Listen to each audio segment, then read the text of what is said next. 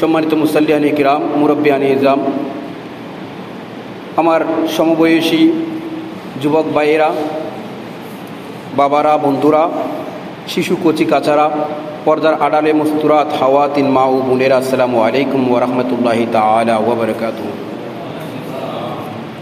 রহিম, রহমান, গফুর, গফ্ফার, করুণায় অপার, সৃষ্টিকর্তা, পালনকর্তা, রিজিকদাতা, হায়াতদাতা, মৌতদাতা, অদ্বিতীয় অধিপতি, অনন্ত অসীম প্রেমময় খোদার দরবারে অনন্ত অফুরন্ত শুকরিয়া কৃতজ্ঞতা জ্ঞাপন করছি যে রব্বুল আলামিন আমাদেরকে তার 18,000 মাখলুকাতের মধ্যে সমগ্র সৃষ্টি, যে সৃষ্টির প্রয়োজনে আয়োজন করেছেন, সেই সৃষ্টি তথা মানুষ হিসাবে আল্লাহ রব্বুল আলামিন আমাদেরকে নির্ধারণ করেছেন। সে খোদার দরবারে একটিবার বলি আলহামদুলিল্লাহ। আল্লাহ রব্বুল আলামিন চাইলে আমাদেরকে মানুষ না বানিয়ে জীবজন্তু বানাতে পারতেন, হিংস্র প্রাণী বানাতে পারতেন, কুকুর বিড়াল বানাতে পারতেন, কীট পতঙ্গ বানাতে পারতেন, সাপ বিচ্ছু বানাতে পারতেন।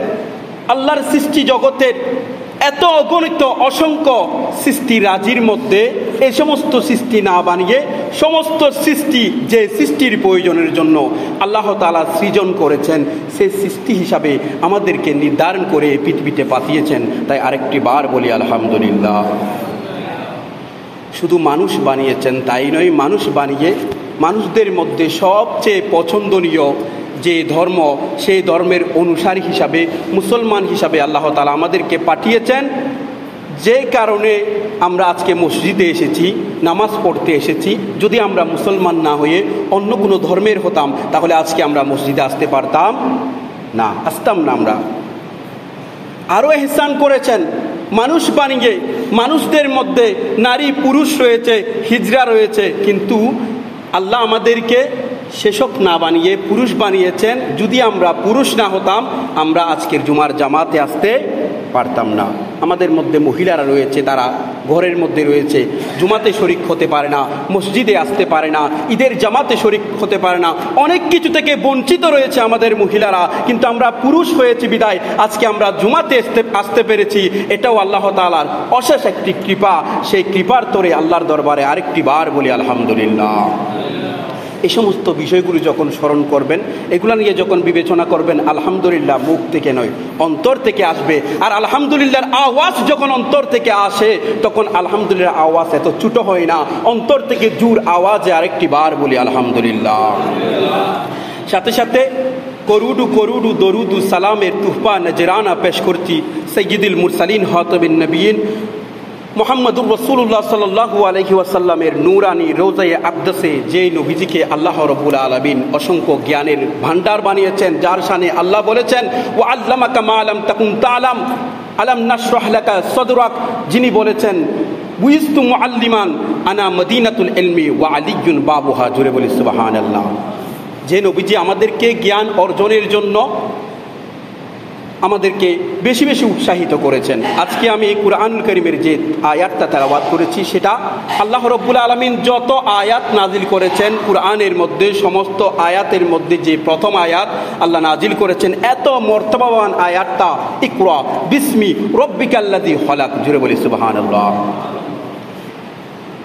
আল্লাহ বলছেন, প্রথম শুরুতে আল্লাহ নামাজের কথা বলছেন না, রোজার কথা বলছেন না, হজ জাকাতের কথা বলছেন না, অন্য কোনো ইবাদতের কথা বলছেন না, অন্য কোনো কিছুর আদেশও দিচ্ছেন না। সর্বপ্রথম কালামে পাকের মধ্যে আল্লাহ যে আদেশটা দিয়েছেন সেটা হচ্ছে ইকরা, অর্থাৎ পড়ুন, পড়ো।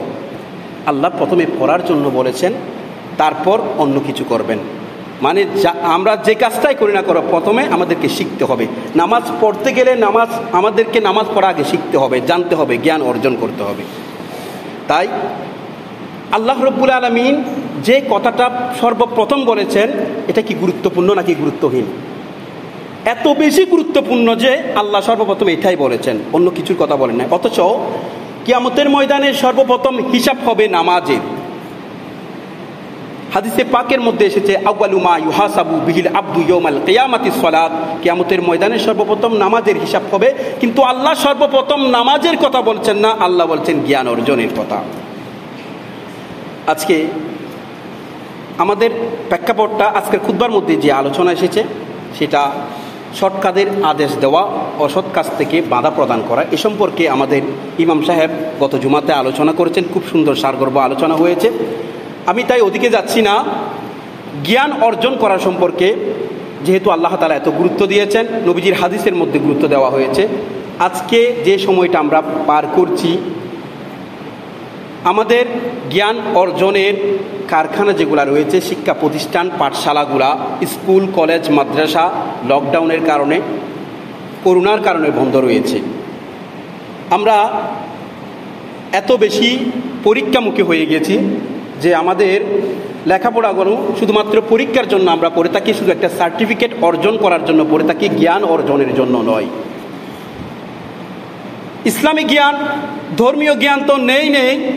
পার্থিব জীবনের দুনিয়াবি যে সমস্ত জ্ঞানসমূহ আমরা অর্জন করি, সেটা শুধুমাত্র একটা সার্টিফিকেট অর্জনের জন্য, শুধুমাত্র পাশ করার জন্য, শুধুমাত্র পরীক্ষার জন্য। অথচ কেবলমাত্র পাশ করলে বিদ্যা অর্জন হয় না, আমরা জানি। তাই জ্ঞান একটা জিনিস, এমনি পরীক্ষার জন্য পড়া আরেকটা জিনিস। আমাদেরকে যখন স্কুল কলেজ চলে, সেই সময়ে নির্ধারিত সময় রয়েছে, টাইম রয়েছে, টাইম মেনটেন করতে হয়। সকাল 8টা থেকে 4টা পর্যন্ত অনেক সময় সারা দিন স্কুলে কাটানোর পরে আমাদের ভাইয়েরা আবার নিজেরা নিজ নিজ প্রাইভেট টিচারের কাছে পড়তে যায়। যার কারণে ইসলামী জ্ঞান ফরিদাতুল ইলমি, তলাবুল ইলমি ফরিদাতুন আলা কুল্লি মুসলিমিন, হাদিসে পাকের মধ্যে রাসূল পাক সাল্লাল্লাহু আলাইহি ওয়াসাল্লাম যেটা বলেছেন যে প্রত্যেক মুসলমানের জন্য দ্বীনি জ্ঞান অর্জন করা, ইসলামী জ্ঞান অর্জন করা যে ফরজ করেছেন, সেটা আমরা ভুলতে বসেছি, সেটা আমরা অর্জন করি না। আমরা মনে করে থাকি সেটা শুধুমাত্র হুজুরদের জন্য, যারা মাদ্রাসায় লেখাপড়া করে তাদের জন্য। আমাদের দ্বারা কি সম্ভব? আমরা যারা সাধারণ রয়েছি তাদের কি জ্ঞান অর্জন করা সম্ভব? দ্বীনি জ্ঞান আমরা কি হাদিস শরীফ পড়তে পারবো? আমরা কি হাদিস শরীফ বুঝতে পারবো? আমরা কি কোরআন শরীফ থেকে আমল করতে পারবো? কোরআনে কি বলেছেন সেটা কি আমরা জানতে পারবো? এরকমের চিন্তাগুলো আমাদের মাঝে থাকে। কিন্তু আমাদের ভাইদের এখন খুব গুরুত্বপূর্ণ সময় যাচ্ছে, যেটা আমরা অবহেলায় কেটে দিচ্ছি। এই সময়টাতে স্কুলের পড়াগুলোর পাশাপাশি নির্ধারিত সময়ে, দিনের কিছু সময়, সামান্য সময়ে 20 মিনিট, 30 মিনিট, 1 ঘন্টা, আধা ঘন্টা আমরা ইসলামী যে সমস্ত মাসাইলগুলো রয়েছে, যে মাসালার কারণে আপনার নামাজটা ভুল হচ্ছে, যে মাসালা না জানার কারণে আপনি রোজা রাখছেন, রোজার মধ্যে ভুল হচ্ছে, যে মাসালা না জানার কারণে আপনি গোসল করেছেন, সেই গোসলটা সঠিক হচ্ছে না, যে মাসালাগুলো না জানার কারণে আপনার ওযুটা সঠিক হচ্ছে না, এই সমস্ত মাসাইল সম্পর্কে জানার এখনই সঠিক সময়। তাই আমাদের ভাইদের অনুরোধ করব, আমি রিকোয়েস্ট করব যে এই সময়টাতে সামান্য সময় হলেও নির্ধারণ করুন দিনের মাসালাগুলো শেখার জন্য। বিশেষ করে এই যে রাতের কিছু সময় জ্ঞান অর্জন করা, দ্বীনি জ্ঞান, রাতের সামান্য সময় দ্বীনি জ্ঞান অর্জন করা সারা রাত জেগে ইবাদত করার চেয়েও উত্তম। জোরে বলি সুবহানাল্লাহ। দেখুন, বর্ণিত হয়েছে আলেমের ঘুম জাহেলের ইবাদতের চেয়েও উত্তম। নৌমুল আলমি খয়রুম মিন ইবাদাতিল জাহিলি। একজন আলেম ঘুমাবে জাহেলের ইবাদতের চেয়েও সেটা উত্তম। সারা রাত জেগে একজন জাহেল যদি ইবাদত বন্দেগী করে, একজন আলেম রাতের কিছু সময় জ্ঞান অর্জন করেছে, তার ঘুম জাহেলের ইবাদতের চেয়েও উত্তম। এত যা কেন দেওয়া হচ্ছে? তাকে উত্তম বলা হচ্ছে কেন? কারণ জ্ঞানের কারণে। আমরা যদি আমাদের পার্থিব জীবনে একটু দেখি, যে সমস্ত মানুষেরা দিন মজুর, শ্রমিক, মাথার ঘাম পাতালে ফেলে কাজকর্ম করে, রোদের মধ্যে খুব কঠিন পরিশ্রম করে, তাদেরকে আমরা দিন শেষে বেতন দিয়ে থাকি 500 টাকা, 600 টাকা বেশিতে। কিন্তু একজন ডাক্তার, একজন চিকিৎসক, একজন প্রফেসরের কাছে যখন আমরা যাই, গিয়ে তার সাথে যখন আমরা চিকিৎসা করাই, 5 মিনিট সে আপনাকে সময় দিয়েছে, একটা প্রেসক্রিপশন রেখেছে, কিছু কথাবার্তা বলেছে, কিছু পরামর্শ দিয়েছে, তাকে আপনি 1000 টাকা দিয়ে দিচ্ছেন তার ভিজিট হিসাবে। আপনি তখন আপত্তি করছেন না? আমি আপত্তি করছি না যে আমি শ্রমিককে দিয়েছি, সারা দিন কাজ করেছে, মাঠের মধ্যে, রোদের মধ্যে কত কষ্ট করে, কত শ্রম দিয়েছে, এত কষ্ট করার পর তাকে আমি দিয়েছি 500 টাকা, 600 টাকা, আর আপনি ফ্যানের নিচে বসে কোনো কষ্ট ছাড়া, রোদে যাওয়া ছাড়া আপনি কলম ঘুরিয়েছেন সামান্য, এটাতে আপনি 1000 টাকা নিয়ে দিচ্ছেন। এটা আমরা আপত্তি করি না। কারণ কি? তার জ্ঞানের কারণে, ঠিক কিনা? তাহলে জ্ঞানী আর যারা জ্ঞান অর্জন করে না তারা কিন্তু সমান নয়।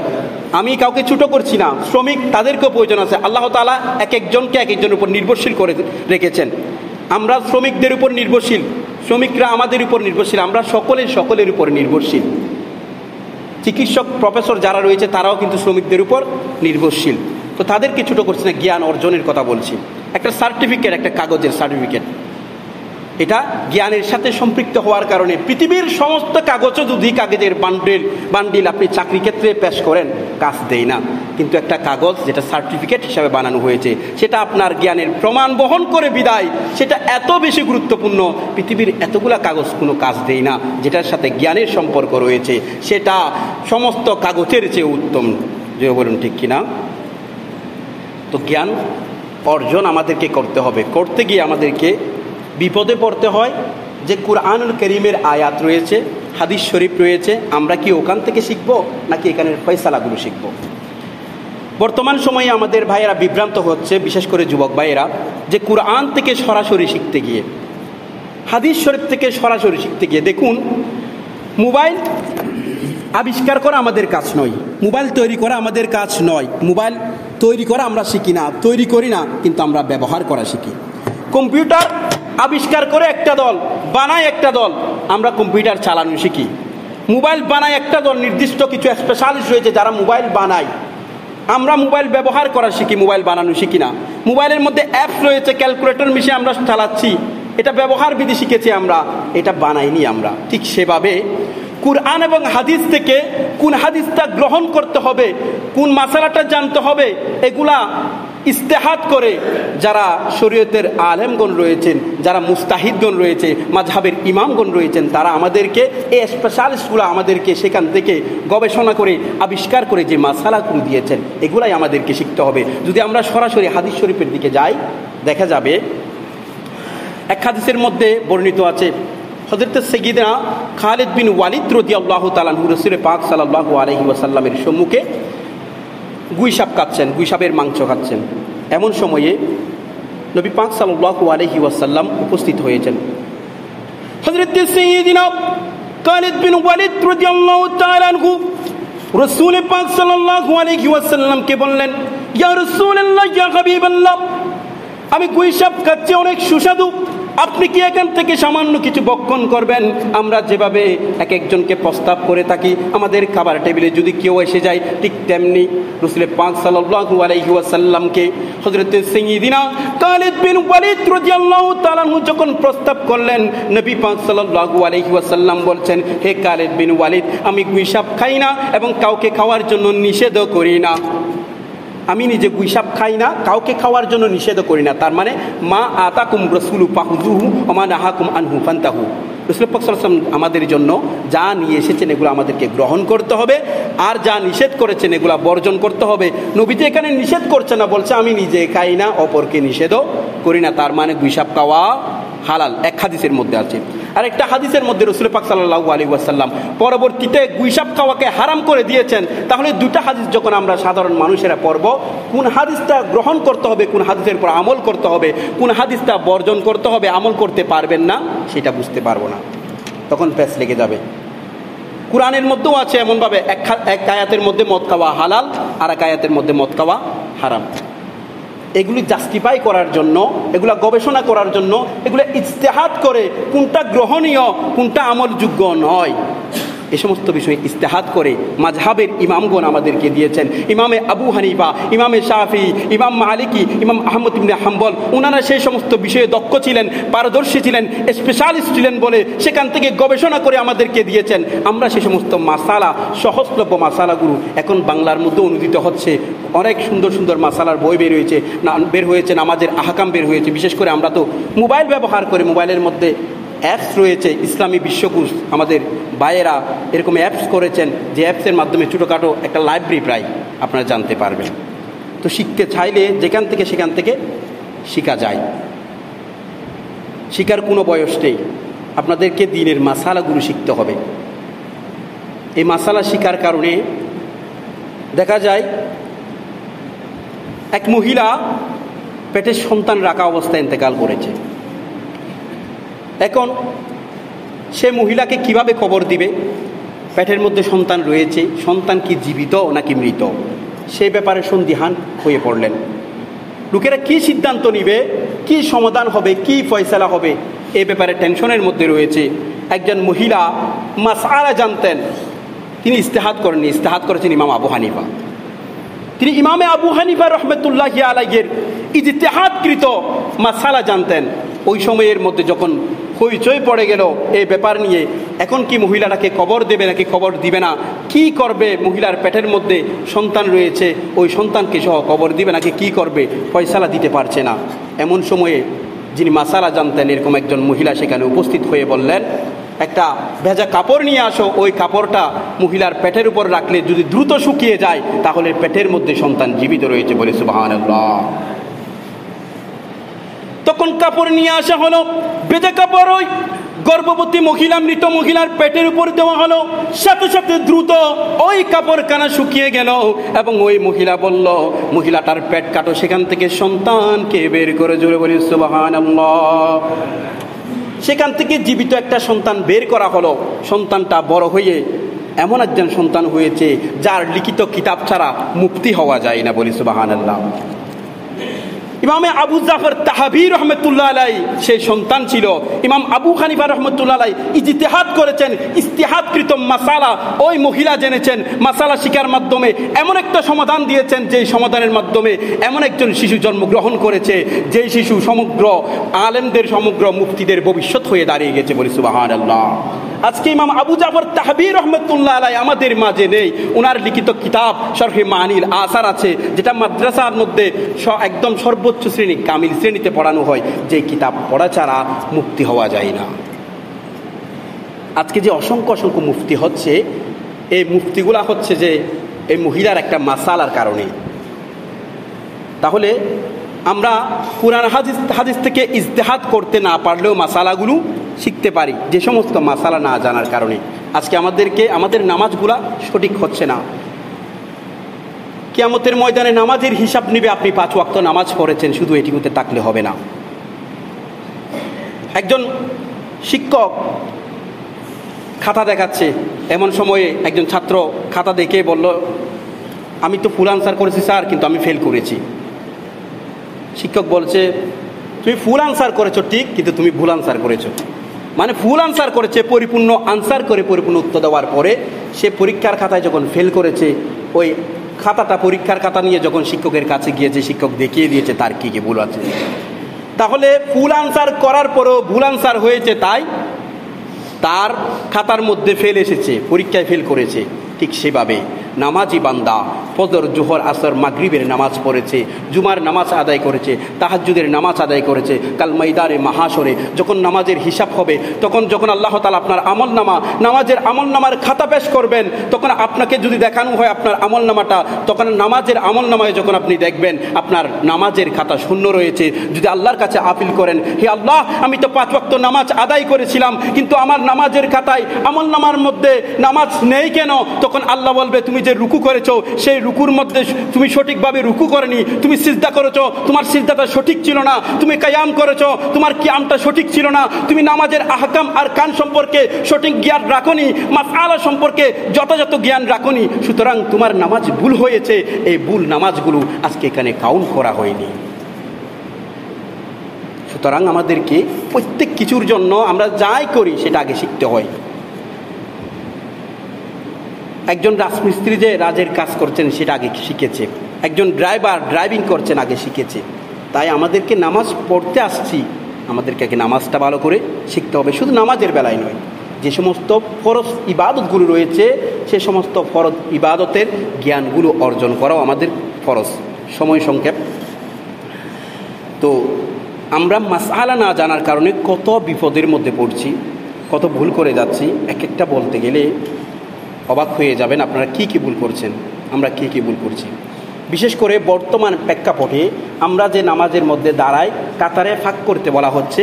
বিভিন্ন মসজিদে, আমাদের দেশে বিদেশে, সমগ্র পৃথিবীতে বিভিন্ন স্থানে বড় বড় উলামায়ে কেরামগণ ফতোয়া দিয়েছেন কাতারের মধ্যে ফাঁক করার জন্য, দূরত্ব বজায় রাখার জন্য, ফিজিক্যাল ডিস্টেন্সিংয়ের জন্য।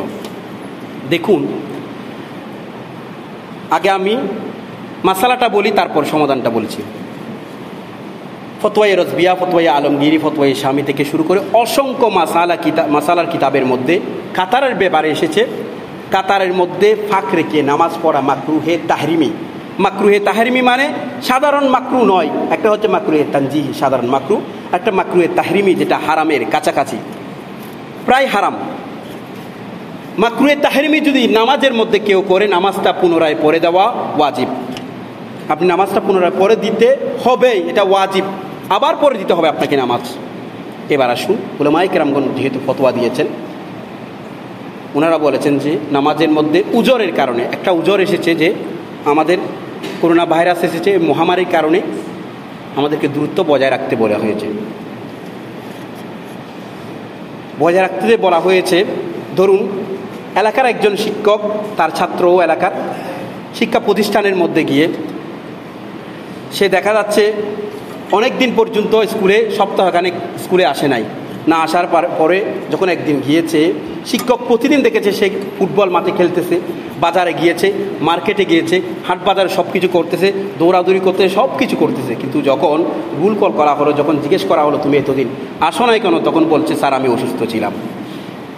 এই অজুহাতটা কি গ্রহণযোগ্য হবে? আপনারা কেউ কি এটা গ্রহণ করবে? কোনো শিক্ষক কি এটা গ্রহণ করবে?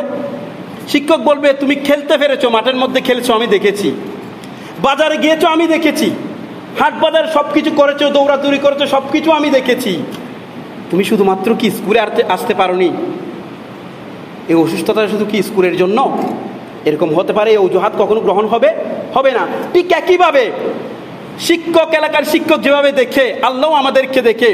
আল্লাহ যদি বলে নামাজের হিসাব নিতে গিয়ে যে তুমি বাজারে গিয়েছো, পাশাপাশি হেঁটেছো, মার্কেটে গিয়েছো, ভিড়ের মধ্যে ছিলে, সিএনজিতে পাশাপাশি বসেছো, আবার যখন মোটর বাইকের মধ্যে চলতেছো তখনও পাশাপাশি ছিলে, যখন এখানে কোনো একটা আড্ডায় ছিলে তখনও পাশাপাশি ছিলে, সব জায়গায় পাশাপাশি ছিলে, কিন্তু শুধুমাত্র নামাজের ক্ষেত্রে এসে তুমি দূরত্ব বজায় রাখলে এটা কি গ্রহণযোগ্য হবে?